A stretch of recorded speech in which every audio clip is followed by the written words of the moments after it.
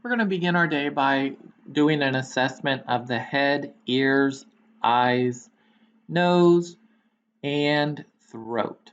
We're going to use our Jarvis videos to help supplement our learning as we go so that we can assess as we're also talking about what our history would be and that.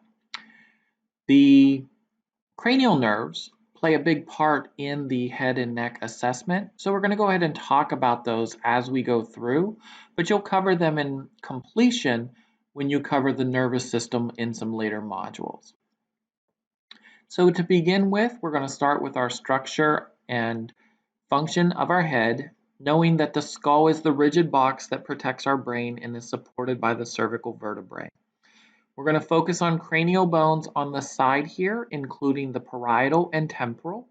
These will be important as we're asking patient health history questions about whether they have headaches, whether they frequently get sinus infections, or any trauma to the head.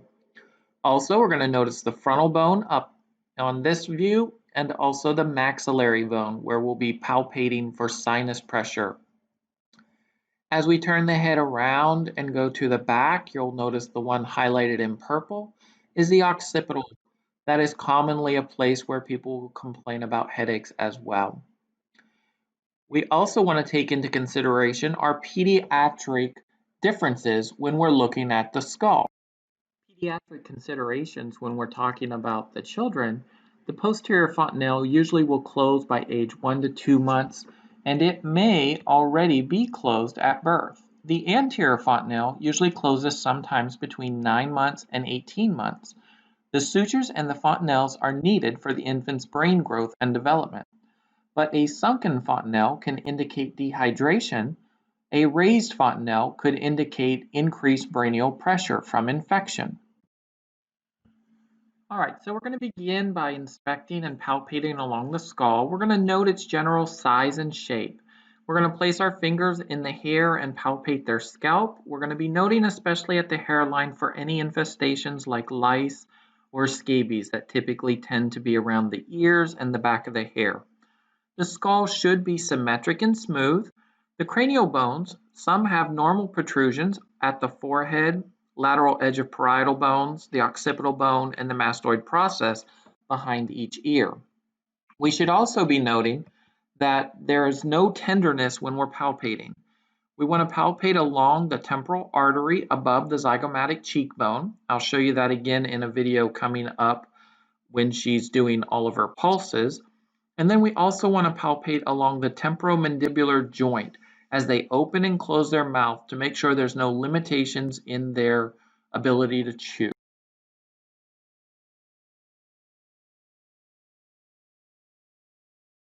And would you look at that? Just by doing that short assessment of inspection and palpation on the head, you've just earned 3 points on your final summative checkoff.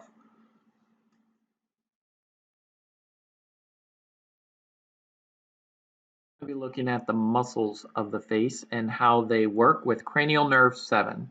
So we should note their facial expressions. It should be appropriate behavior and reported mood. They should be symmetrical movements as well again. So as they smile or frown, raise their eyebrows, this is all by cranial nerve 7, and it should all be smooth and equal. Also note any abnormal facial structures like coarse hair, skin changes, or different colors and pigmentation while you're looking here. Any involuntary movements or facial muscles also can occur, like nervous tics. This should be not present while you're observing. Next, we're going to start investigating the structure and function of the neck. The neck is delimited by the base of the skull and inferior border of the mandible above the manubrium, stemi, clavicle, first rib, and first thoracic vertebrae below. Think of the neck as a conduit of many structures. It has your muscles, nerves, blood vessels, lymph, and respiratory and GI systems involved in it. So we're going to want to look at all of those individually. Starting with the muscles of the neck, we have the sternomastoid and the trapezius. These are inverted by cranial nerve 11, and we'll assess those along with the strength of the muscles by having the patient move their head in all the range of motion fields and then raise their shoulders to demonstrate cranial nerve 11. We can also do this against our resistance to demonstrate and grade their muscle strength. They have two trapezius muscles that move their shoulders and extend and turn their head.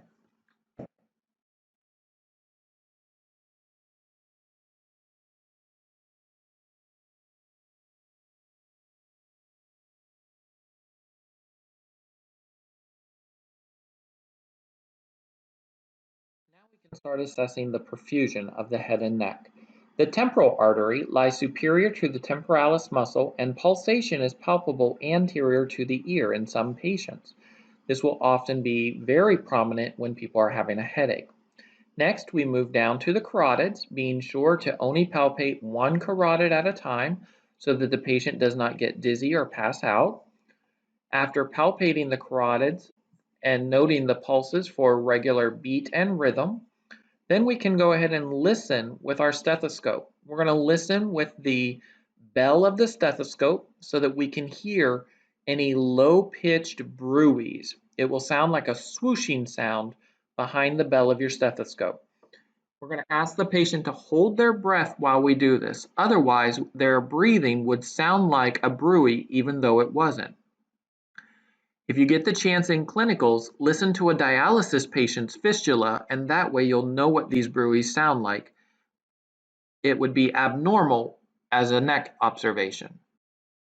From this point on the patient's face, we can then assess the two pairs of salivary glands that are accessible to examination.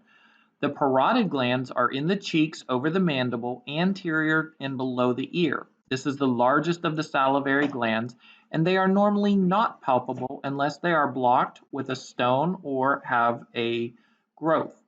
The submandibular glands beneath the mandible at the angle of the jaw are also usually not palpable, but you want to palpate those with circular motion to try to feel them. That same circular palpation will be what we use for our lymph nodes. Our lymph nodes are small oval clusters of lymphatic tissue that filter lymph and engulf pathogens, preventing potential harmful substances from entering their circulation. The greatest supply is in the head and the neck. Vessels allow flow of clear watery fluid from the tissue spaces into circulation. Lymphatic system is an extensive vessel system that's part of the immune system, which will eliminate foreign substances from our body. We should be familiar with the direction of drainage and patterns from the lymph nodes. Remembering that the lymph system drains into the circulation and does not drain lymph from the bloodstream. Lymph nodes are often not palpable unless there is infection or if they're swollen because they're localized to a site of cancer. Swollen lymph nodes because of infection are usually tender to palpation. Swollen lymph nodes because of cancer malignancy are usually rubbery and round when you palpate them and non-tender. Your lab and clinical faculty will direct you as to what lymph nodes they want you to palpate for your final summative checkoff. These could include the preocular in front of the ear, posticular ocular, mastoid superficial to the mastoid process, occipital at the base of the skull, submental midline behind the mandible, or submandibular halfway between the angle and tip of the mandible. The thyroid gland is an important endocrine gland that straddles the trachea in the middle of the neck. It synthesizes and secretes T4 and T3, which are both available to be drawn in blood levels to see how the thyroid is working at the hormones stimulating cellular metabolism. It has two lobes connected in the middle by an isthmus and above the cricoid cartilage or upper tracheal ring. When we assess the thyroid, we want to assess it from behind. So when we assess our thyroid, we want to feel for symmetry. We want to feel that the thyroid is soft and palpable and easily movable from behind. We're also going to have the patient swallow so that we can feel the thyroid move up and down along the trachea, noting the trachea symmetry in the center of the neck as well. It is not uncommon to have an enlarged thyroid called a goiter. This is a benign finding, but if it is enlarged, we do want to auscultate again for bruits in this area as well. Okay, back to our check off for just a second. So now we have captured our smiling cranial nerve number 7.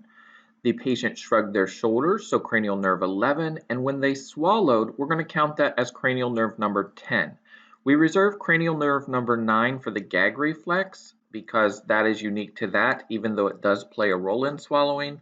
And then finally, we palpated the thyroid and we palpated for any nodes.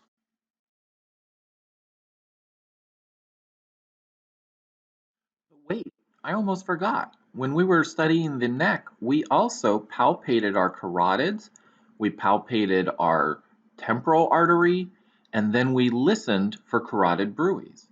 Your instructor will be giving you credit as you complete each thing, even when they are not distinctly in the order that's on your checkoff sheet. What you're looking for is a natural fluidity from body part to body part.